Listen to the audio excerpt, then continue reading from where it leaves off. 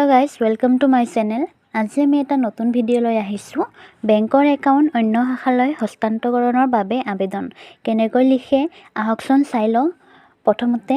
প্ৰতি মাননীয় শাখা প্ৰবন্ধক মহোদয় ভাৰতীয় ষ্টেট বেংক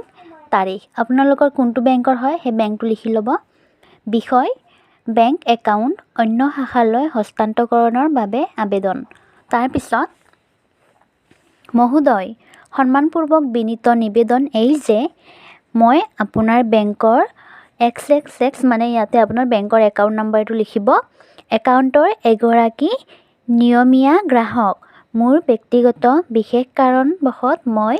আপোনাৰ শাখাৰ পৰা মোৰ একাউণ্টখন অন্য শাখালৈ শাখাৰ নামটো লিখিব কোনটো শাখালৈ লৈ আছে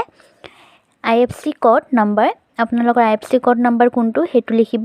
হস্তান্তৰিত কৰিব বিচাৰিছো গতিকে মহোদয়ে দয়া কৰি মোৰ একাউণ্টখন হস্তান্তৰিত কৰিবৰ বাবে বিহিত ব্যৱস্থা গ্ৰহণ কৰে যেন এয়ে মোৰ মহোদয়ৰ ওচৰত সৰল বিনতি ইতি আপোনাৰ বিশ্বাসী আপোনাৰ নামটো ইয়াতে লিখিব একাউণ্ট নাম্বাৰ আপোনাৰ একাউণ্ট নাম্বাৰটো ইয়াতে লিখি ল'ব এনেকৈয়ে এখন বেংক একাউণ্ট